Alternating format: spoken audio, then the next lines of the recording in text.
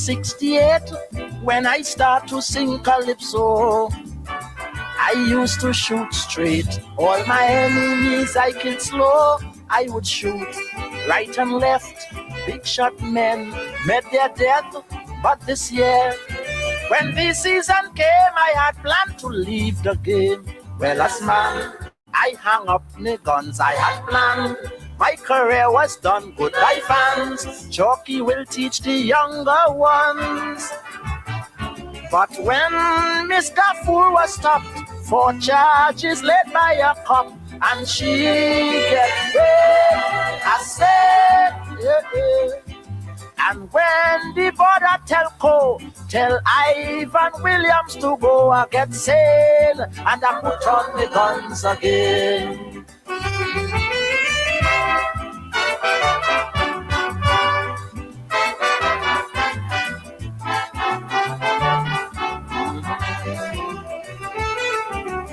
I told Superior 75 would be my last year. I'm going overseas to further my history studies. 4 crowds now, 1 tempo, and I can't sing fast so before the crowds pull me down, let me leave the people tongue. So as man, I hang up my guns from this land. I had planned to run, but I found Chalky will be in Washington. But courthouse changed my fate, for under clause 68, big boys are charged and then discharged. And when 610 radio tell the dumb brother to go Jimmy Bain, I put on the guns again.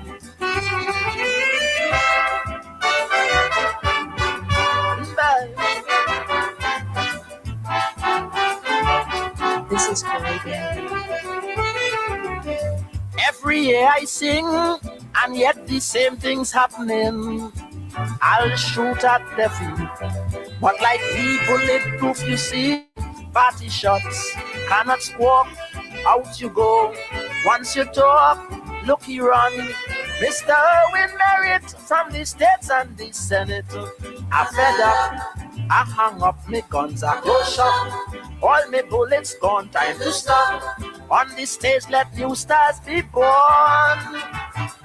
But then the auditors show $10 million gone, so them party crooks, some thief, some took. And when Mr. Eugene Moore was pushed out of Whitehall door in the rain, I put on the guns again.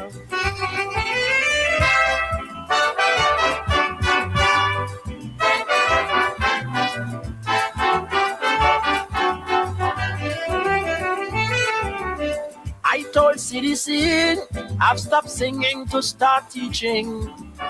For as I can see, their judges also need training. Many men do not know what is true. Calypso, so I feel I must train the young that go hard form won't go wrong. I hang up, me guns on the line, I close shop. I plan to resign, time to stop. Them sobers made me change my mind. For when King Sobers kneel down in front the Queen in Bridgetown, a king is right and be all night. And when them big store owners push out parapher vendors in the rain, I put on the guns again.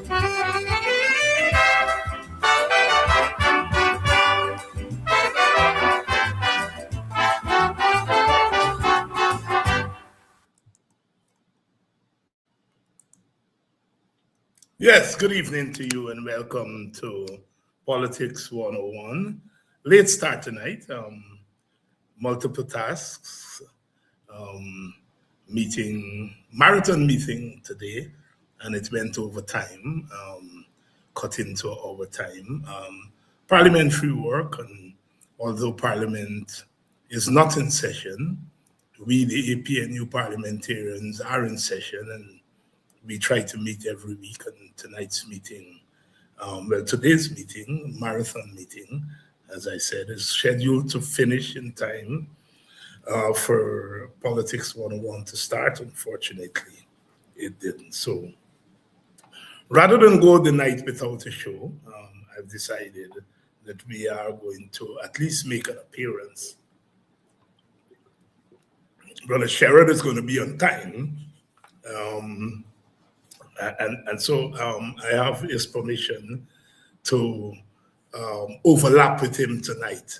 I do overlap with some of his program, but tonight we were both at the meeting, but the meeting finished in time for him to have a prompt start and for us to have a late start.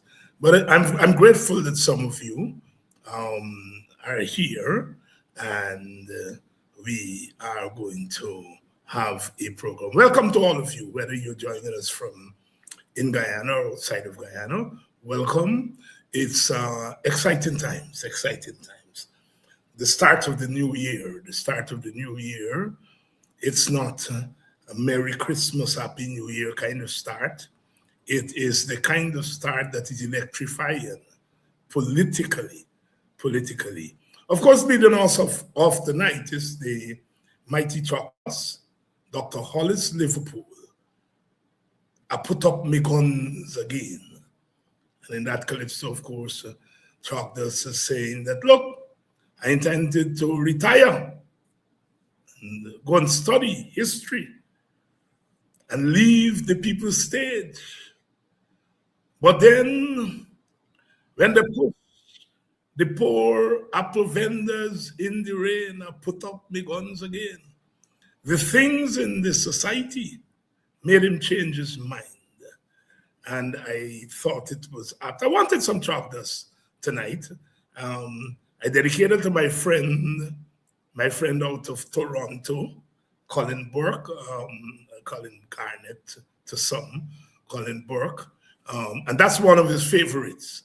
I put up my guns again, or I put on my guns again. Making the statement that sometimes you want to go away.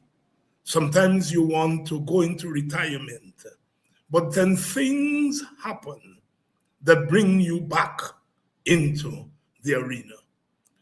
People like myself, we've been doing this since we were in short pants.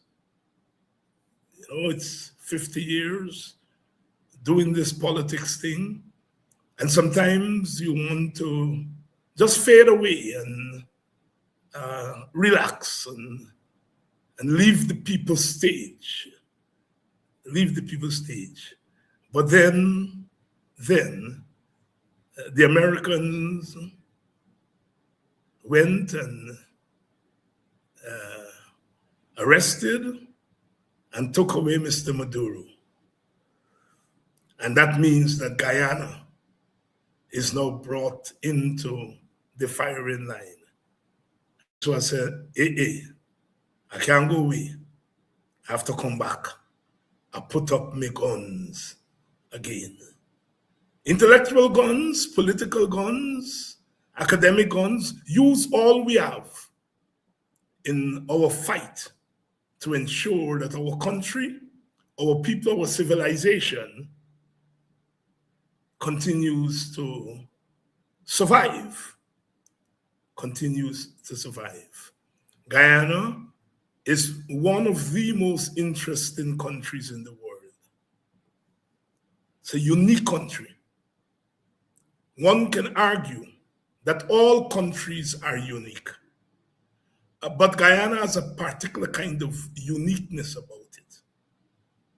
Like many countries in Africa and Asia, Latin America, the Caribbean, Guyana is a post-plantation society, meaning it is a society that was a slave society.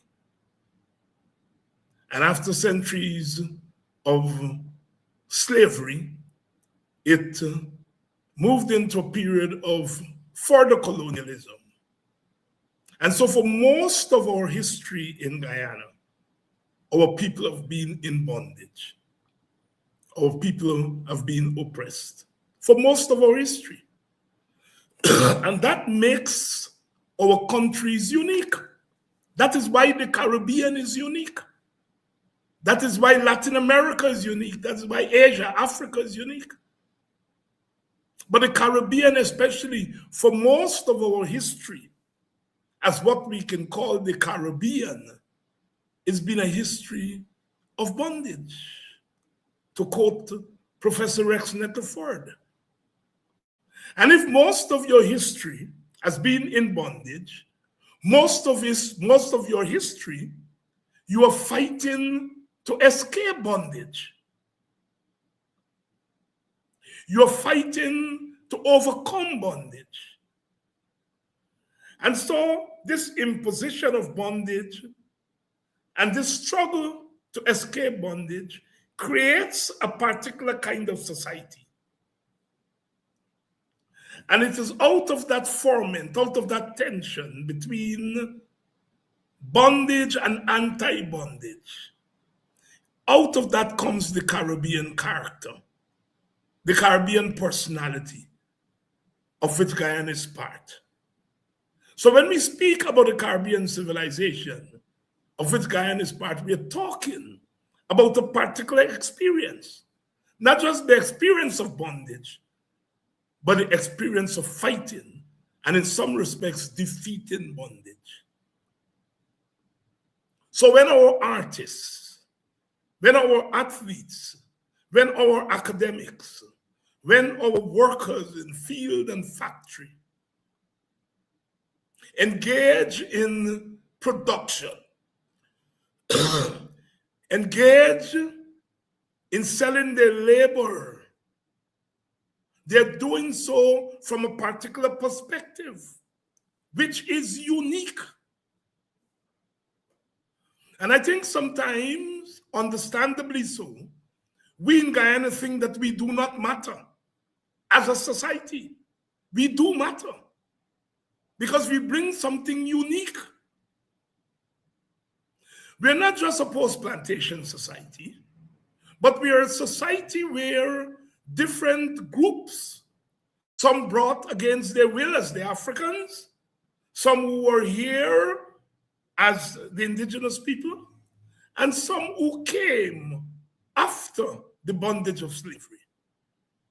And that mix of voluntary migration and forced migration, that mix has created a particular dynamic.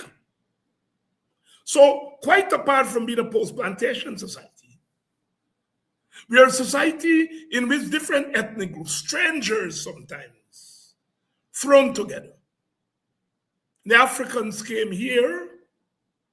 The Europeans were not altogether strangers. They had been engaging the Europeans for a couple of centuries. But indigenous people were in some regard strangers.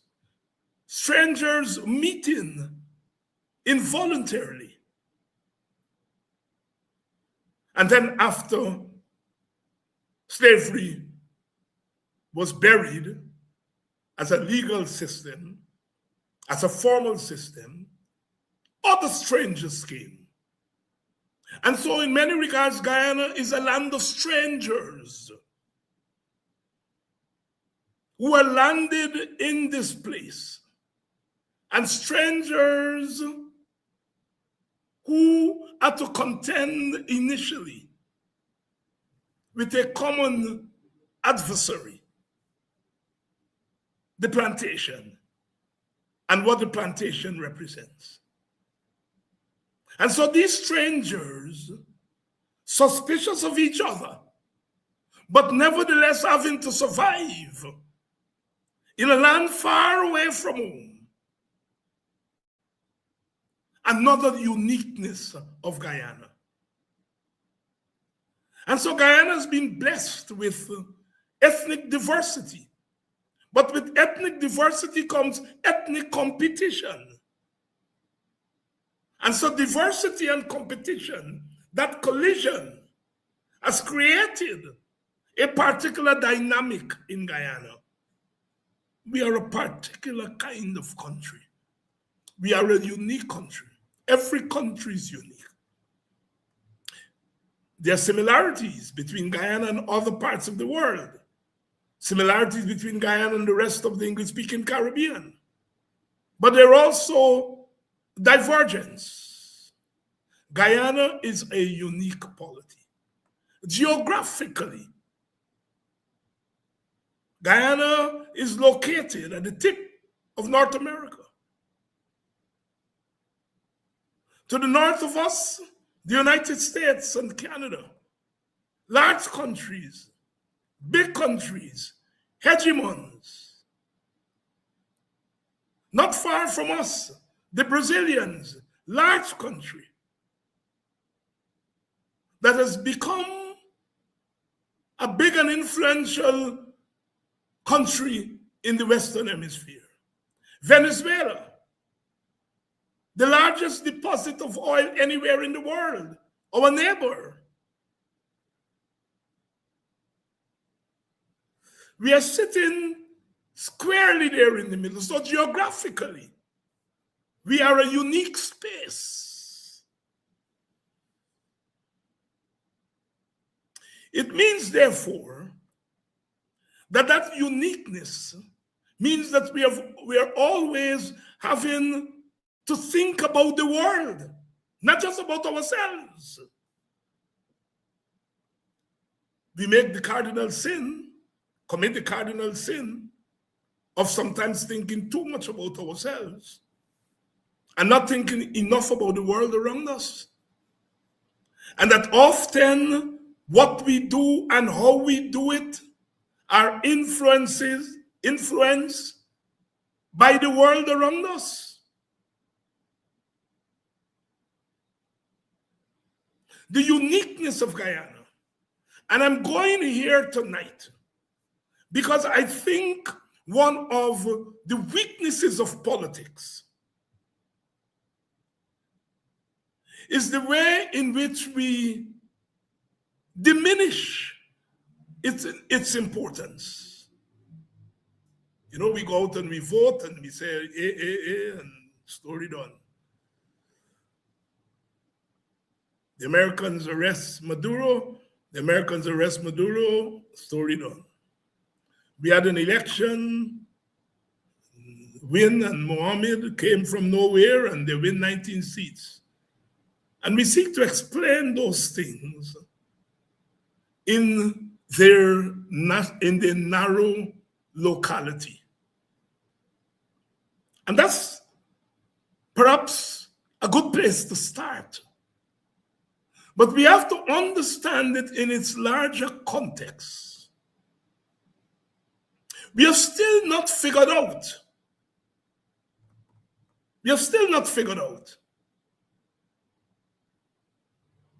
What is the meaning of the win phenomenon at the 2025 election? I've heard many explanations. As an academic, I have to say that many of them are simplistic. They're not wrong, but they're simplistic. Because they do not take into account what is Guyana. So many of our people visit and they see big houses all over the place, new things, North American fast food stores. And we say, boy, Guyana, nice, Guyana developing, nice place. They have a good time for 14 days. And they go back to North America. Without recognizing that beneath that shininess that they see is 58% poverty. That 58% of the people in Guyana are living on $5.50 US dollars per day. $5.50 US is perhaps a beer. Some of us drink 10 beers. Not recognizing what lies beneath the surface. In many regards, We don't understand our own country. And that is why part of the task of a political activist is always to teach. Because we have to understand our country. And if we understand our country, then we understand its politics and its sociology. And we are better placed to understand behavioral shifts.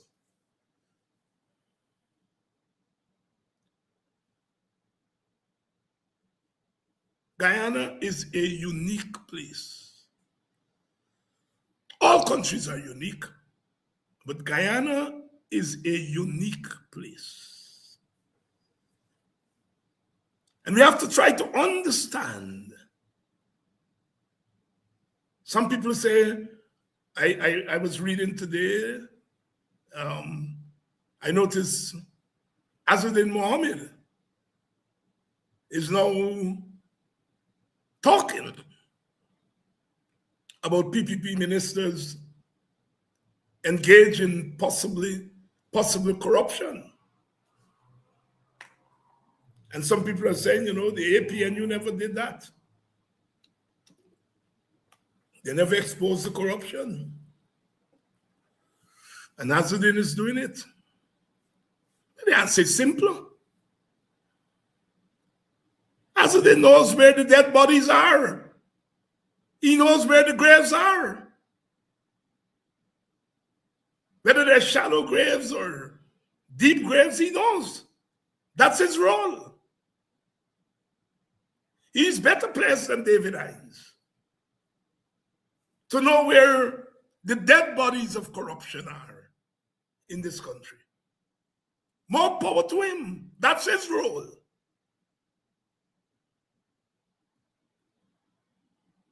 My role is to explain to you what the impact of corruption is on the politics and economics, sociology of this country. What impact corruption has on ethnic disparity in our country. I don't know where the dead bodies are. I don't know where the graves are. Azuddin knows that. And let him point them out to us. Recovering from the flu. But then we have to understand the danger of corruption. I'm just pointing it out. How corruption leads to a degenerate state. How corruption leads to a degenerate state. This is not corruption at the individual level. Individuals are involved in corruption, yes. But this is a way in which corruption has penetrated the state.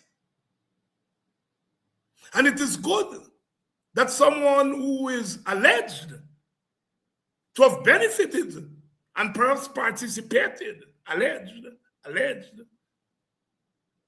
in state corruption, that he is now pointing out the avenues, the graves.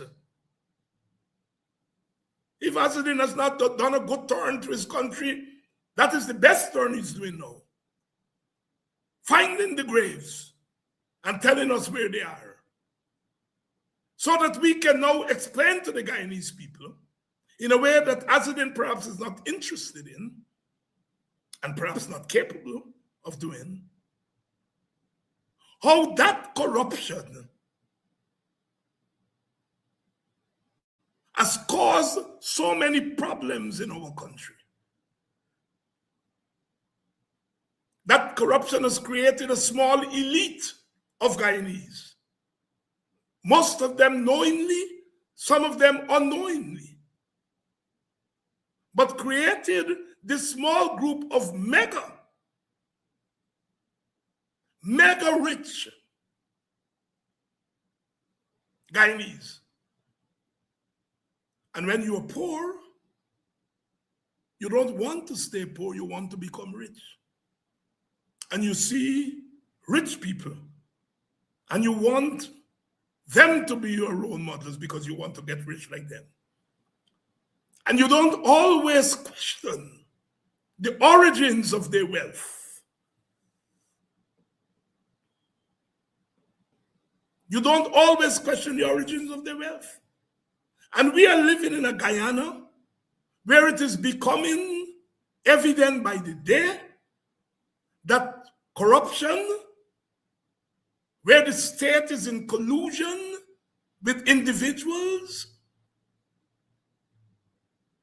has led to this new elite that are the role models of our people. It is argued that in many ways, some of our people voted for this notion of richness and wealth.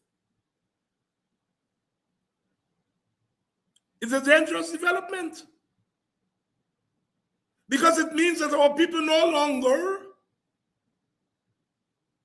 are judging politics based on morality, but they're judging politics based on how scampish you can be. Because the state has not guaranteed them a proper life. And they see other people getting a proper life by allegedly scamping the system. So they say, let me go vote for that. Perhaps that man or woman will get into power and will create a regime of scampishness so that I can get wealthy. It's a very dangerous development in our country. Corruption leads to the normalization of corruption. So many people ask me, Dr. Hines, look how you black people, look how they're jumping up on the road behind a man who thief money from them. Allegedly. What? And I say to them, but that man has come to represent the new norm. Poor Jack Dio. He costs people like me. David Hines don't want black people to get rich. David Hines don't want black people to get rich. And so the PPP government over time has created this notion among Guyanese people that progress means getting rich by any means necessary.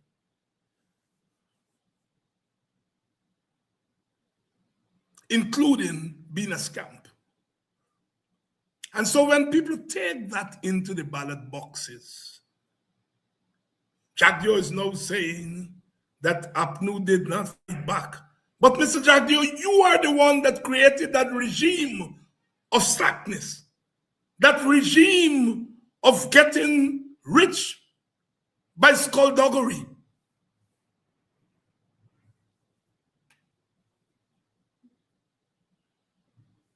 So many people say, Dr. Hines, you have work to do among your young black people.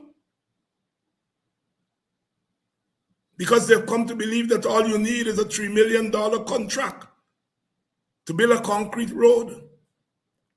And then take your money and buy a car and a gun. And you're all right.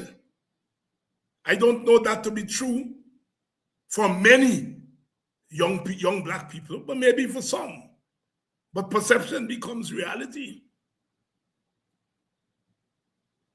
And that kind of gangsterism, where you're saying to young people, the height of success is getting a $3 million contract, take the little money,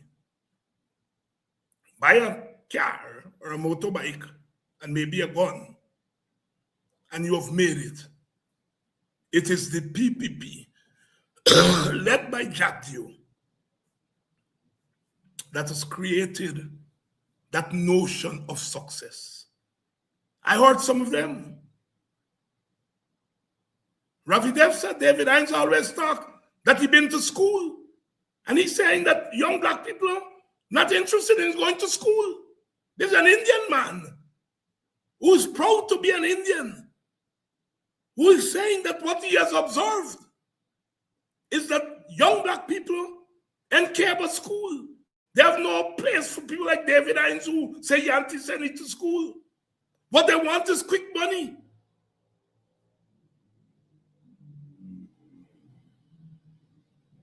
These are people who have worked on the weaknesses of our young people, the structural weaknesses. And they've now created a monster. And they're rationalizing it. And they see people like David Hinds as an enemy of that. I want black people to get rich. I want young black people to be successful. In a legitimate way. In a legitimate way. And so there is a way in which we have normalized the abnormal. Sisters and brothers, our country is in a bad way. Bad way. I've had the privilege of traveling to a few countries in the world. The worst driving I've seen is what is in Guyana now. It's not that the Guyanese can't drive. It is not that Guyanese want to kill themselves. But the abnormal has become the normal. Last night I was in Providence at the wake for a family friend who had crossed the road there in front of the hotel there. Crossed the road in the corner. And a speeding car swerved in the corner and knocked her down dead. He was traveling so fast that she was on the bonnet for minutes and he didn't stop.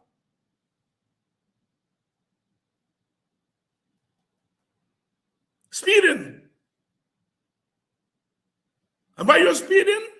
Because you could do it and get away with it. The value of life is gone. That's where the PPP has taken Guyana. That's where they've taken this country. Progress, but what is the price of progress? That young sister is now gone, leaving 4 children behind. She's going to be buried tomorrow. 4 children behind because of a madman with a car and some money, and who feels that he does not have to obey the rules of the road.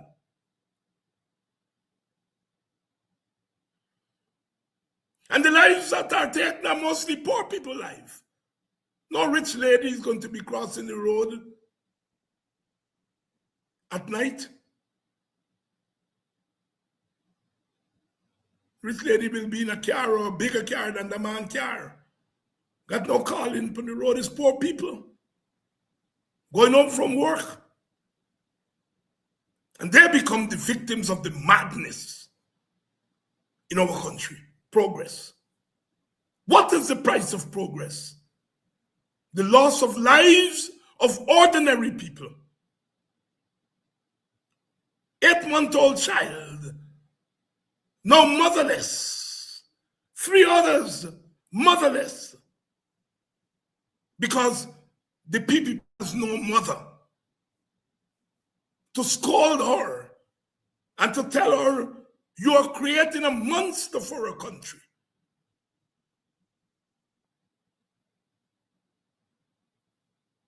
Rest in peace, Sister Leslyn.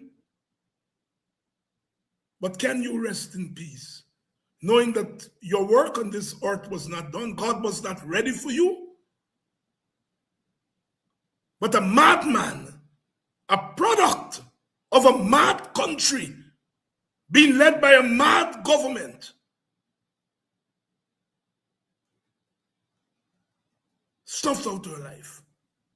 So the point I'm making, when we are analyzing politics, you don't only analyze politics by politics or through politics. What is the impact of the politics on the society?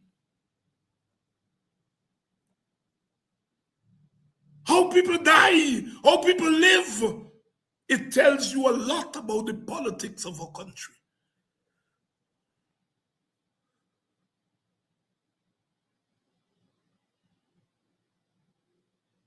And so many times, I hear from people a simplistic explanation of things in our country. And they say, David Hinds'Man, the people vote for you all because you're all intellectual. You are not coming down to the people level.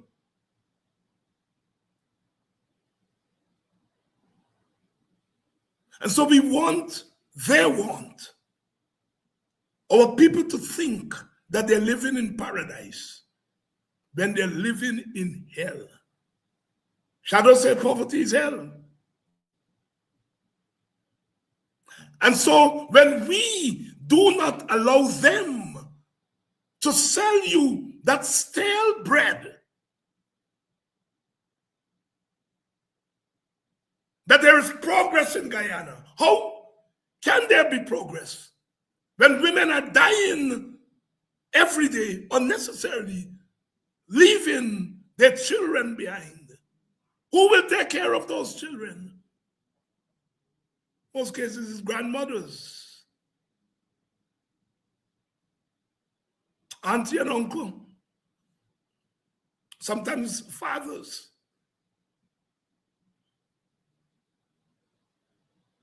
When the IMF and the World Bank come and they do their statistics, they will miss that. That is the country we are living in.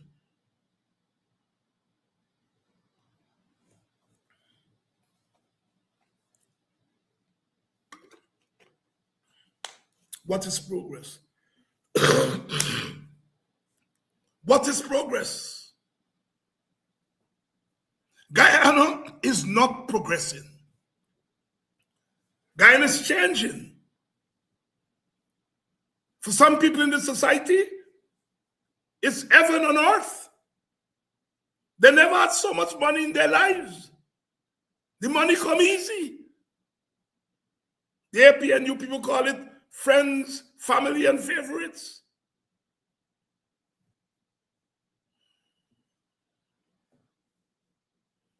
And they dangle that to vulnerable poor people and to say, you could get this, knowing fully well that those people are not going to get that. But they want to draw them into a web of silence, a web of complicity in their own degradation. There is a lot of work to be done in our country. The narrative of what our country is. We do not understand our own country. Many of us who call ourselves political people. You understand my own history? And if you don't understand the history, we can't understand the present. We don't understand the world in which we live. And if you don't understand the world in which you live, you can't understand your country's place in that world. What is the destiny of a country like Guyana?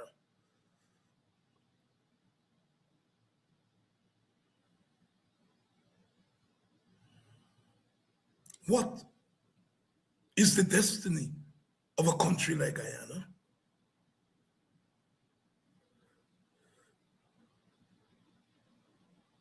Can somebody tell us? Oh no, they reduce politics to votes and all that kind of stuff. And politics are also about those things, but not just about those things. It's a hard road to travel and a long, long way to go, say Brother Jimmy Cliff. And we have to decide as Guyanese, are we going to live as a civilization, as part of a civilization, or are we going to live in the economic and political jungle? In the song Concrete Jungle, Bob Marley asked, where is my love to be found? Where's my sweet caress?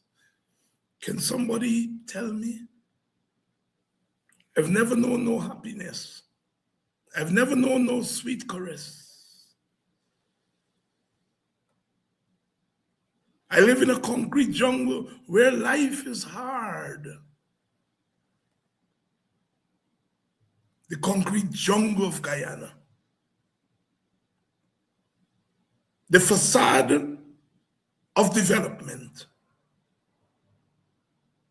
The poisoning of the minds of the youth.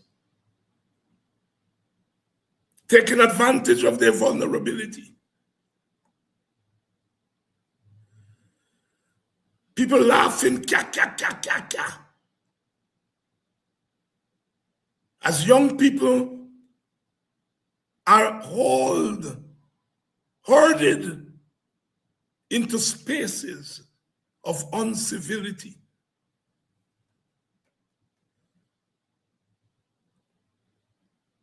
The mayhem, the carnage on our roadways tell a larger story, a story of a people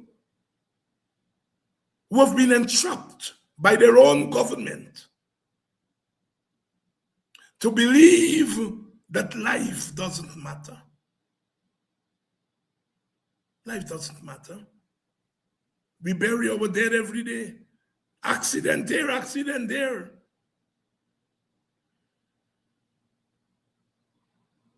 Speeding is not isolated. This is the normalization of the abnormal. And we call it progress. We call it progress. It starts with corruption. When the government does favors for its friends, family, and favorite, the fans, family, and favorite do favors to the government. And wash hand, make hand come clean, but dirty hand, washing dirty hand don't make it come clean. Because it's dirty washing dirty.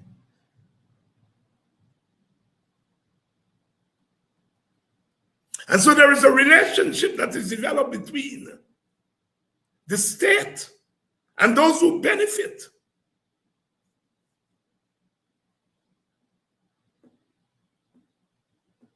From the state in ways that they should not benefit. A net worth of deceit. And out of that corruption comes a disregard for the rule of law. Law doesn't matter. Law only matters for some people. It doesn't matter for you if you're rich. And we create this false sense of what happens in our lives.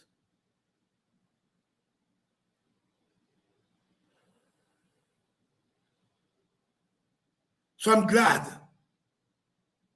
that Mohammed is pointing out to us where the graves of corruption are. He must know. I'm glad. That's not my job. I do not know where the graves are. I have not been complicit with the architects of official corruption. Sometimes it takes someone who knows to tell us what is in a concrete way. Hooray to the brother.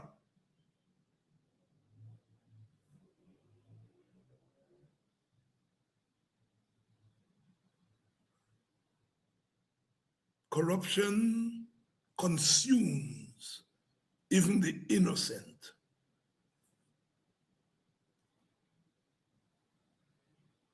Here we are as a nation in 2026, sitting on the doorstep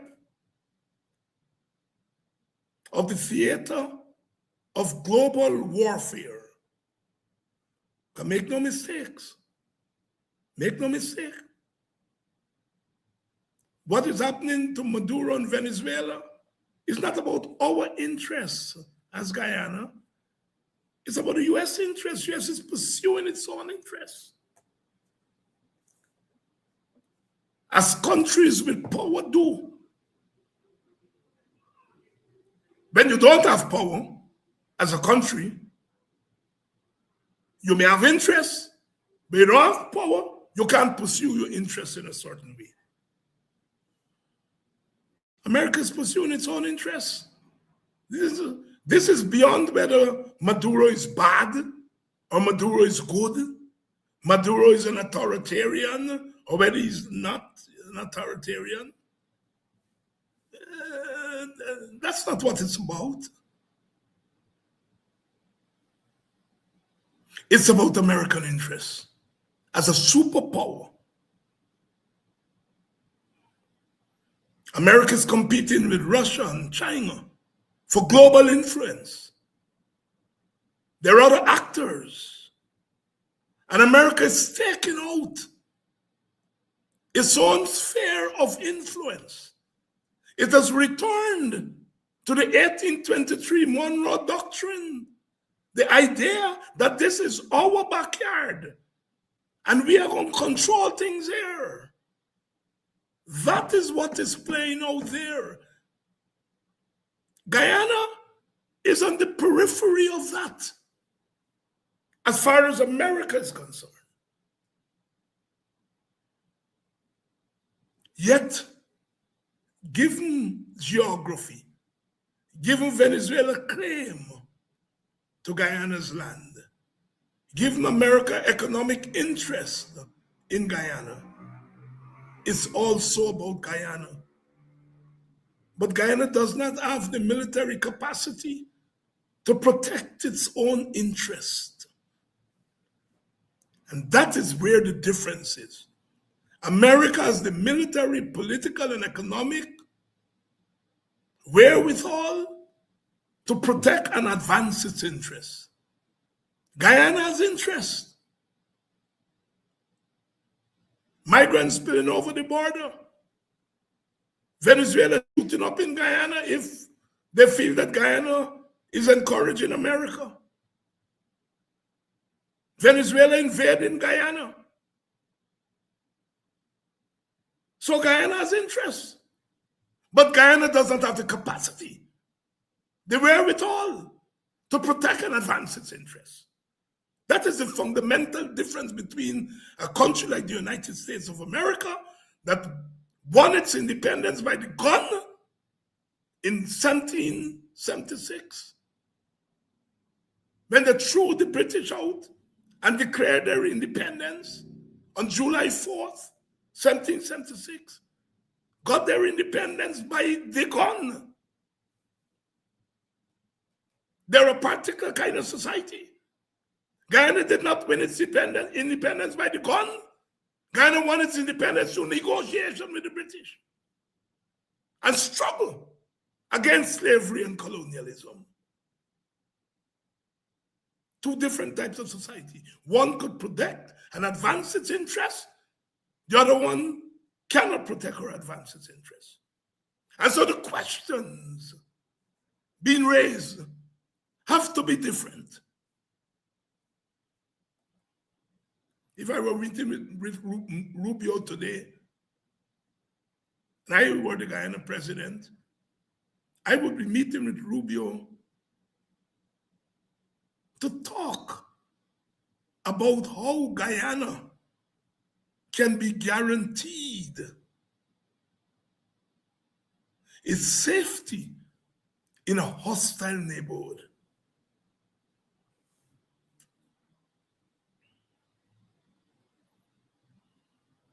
Our country, our government is too compromised. Our government is too compromised to represent the interest of Guyana and Guyana's place in this hostile neighborhood. Our government is too compromised.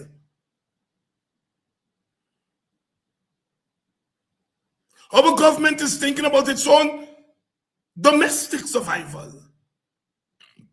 and not the survival of the nation.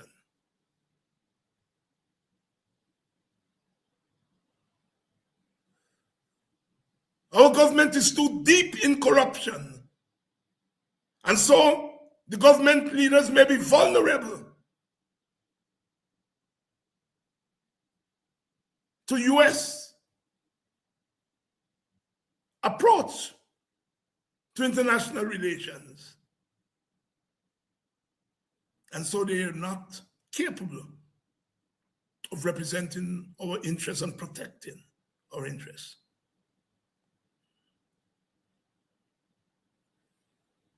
Antigua and Barbuda said to the Americans, you can't put no radar in our country. But they say to America, you can bring third-party refugee here. Hard talk on one hand and soft talk on the other hand. I don't envy Gaston Brown. When you are a little country like Antigua and Barbuda, you talk up with one side of your mouth and you genuflect with the next side. That is the reality of small countries, small states. And that is why I said last night, Guyana must take a neutral position, a neutrality that is grounded in our inability to force our way.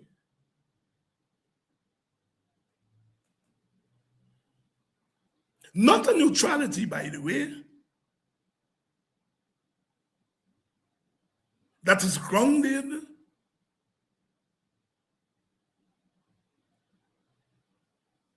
in a slavish attitude to any of the actors, but a neutrality nevertheless. We would be foolish if we are deciding this is the time to champion small countries not being vulnerable to big countries coming in and running their government. Those are noble ideals. We must still stand for those ideals.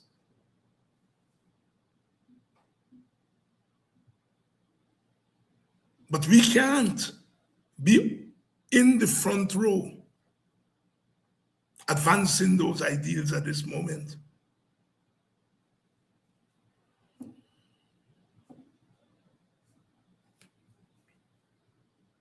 And that's clearly where we are. And it has to be a real politic approach. Our country, our government seems to be taking a side. And I'm in agreement with our country if they don't want to offend America. I wouldn't advise that we offend America. I'm with the Ali government on that. But if at the same time you're going to offend the Venezuelans, I'm not with you on that. You cannot offend either the Americans or the Venezuelans. Because you are susceptible. You are vulnerable to blowback from both countries.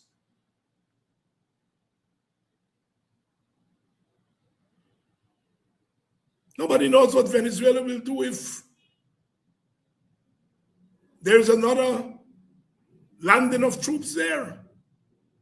Nobody knows what they will do. They're not going to expect it. And they may decide that they're not going to fight America. They're going to fight Guyana. Well, not fight Guyana, but blow up Guyana.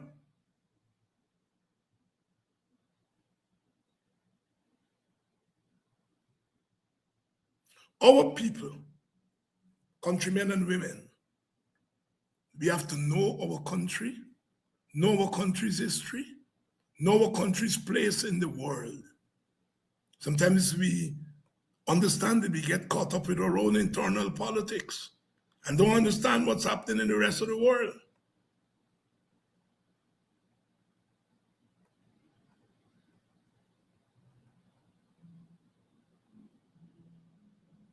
And when we have a government that is more concerned with its survival rather than the nation, then we find ourselves in the mess that we have found ourselves in.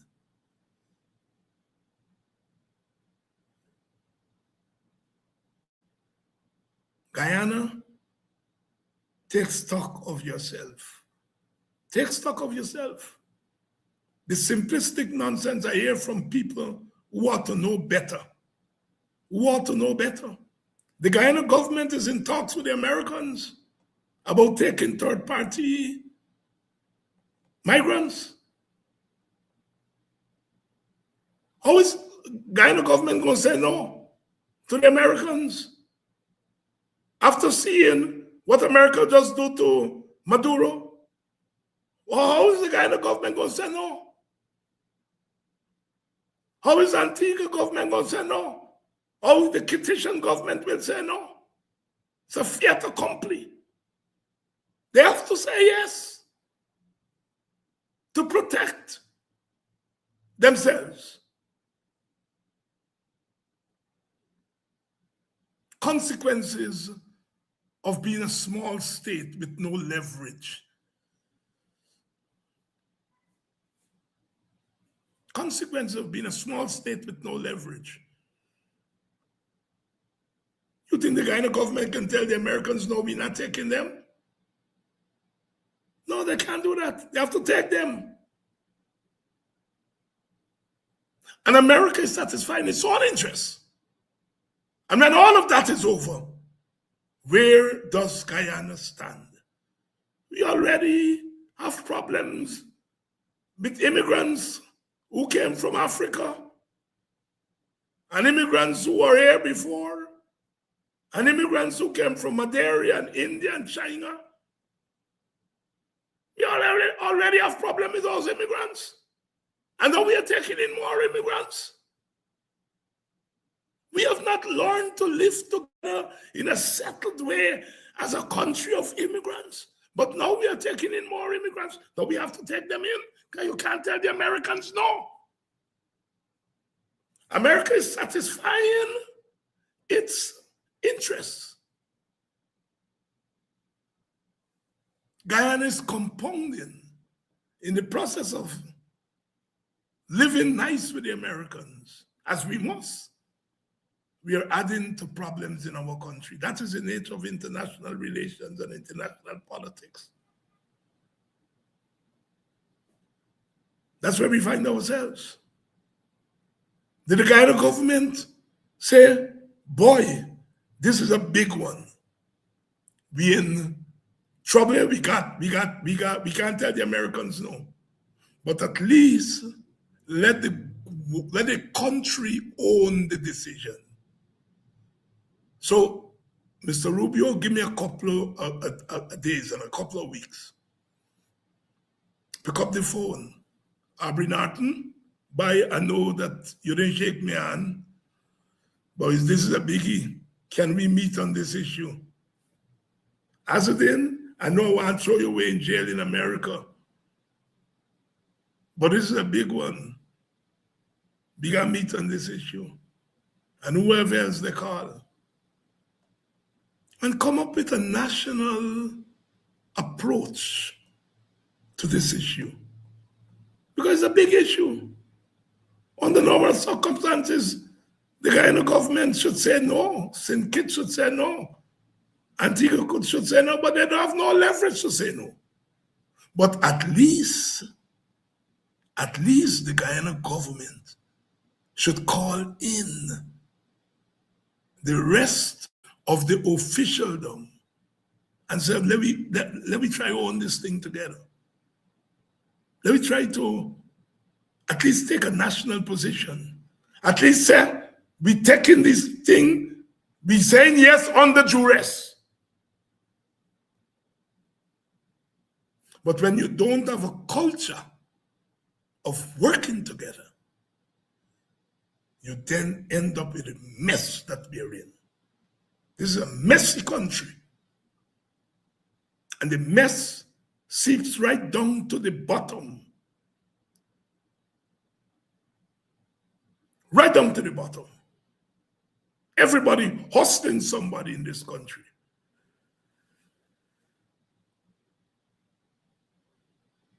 Families are torn apart over quarrel, over petty things. And we say that this is a developed country. Guyana is the fastest growing economy in the world. Tell that to Rubio and Trump, that we are not taking third-party immigrants because we are the fastest growing economy in the world. Tell that to them. You tell that to Guyanese people to fool them. Tell that to Trump and Rubio, that you're the fastest growing economy in the world. Tell them how much bridge you build. Tell them how much road you think. And because of that, you're not taking third-party immigrants. You're fooling your people. And in the end, you end up fooling yourself, Mr. Government, Mr. PPP. Fooling your people. And some of our people have fallen for it. Some of our people have fallen for it. Some of our young people stand by the wayside and talk about progress, progress. You know what is progress?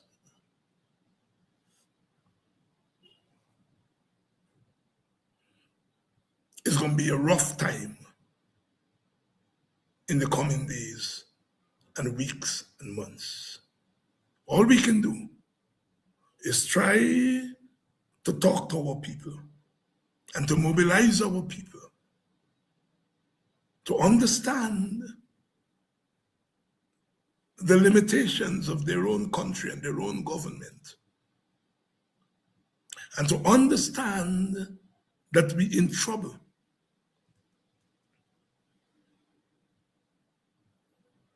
Budget is coming. Spending, because budget is about spending. How much you expect and how much you expect to spend. How much you expect for taking, how much you expect to spend. And your spending priorities have to be consistent with the situation in your country. Is it a budget that is anticipating mass migration from Venezuela?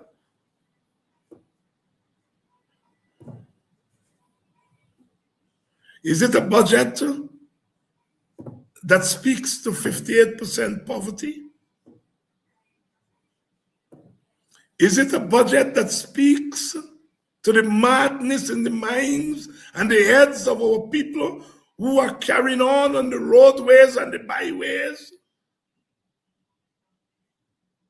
Is it a budget that speaks to the consequences of more roads, more car, faster driving, more road accidents? Is it a budget that speaks to that? We shall see. We shall see. We shall see.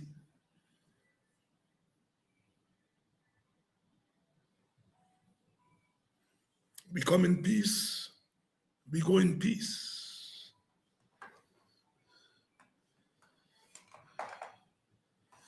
We are not going to lie down and die. Something that is not going to be coming from our side. We're going to fight. We're going to fight as we must. They don't want us to fight.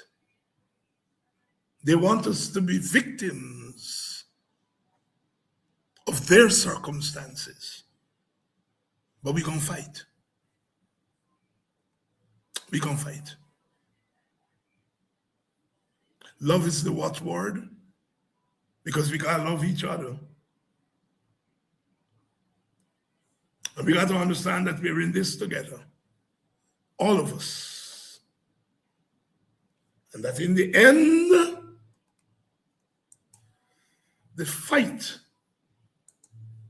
will not liberate some of us. For the fight to mean anything, it must liberate all of us. See you all tomorrow.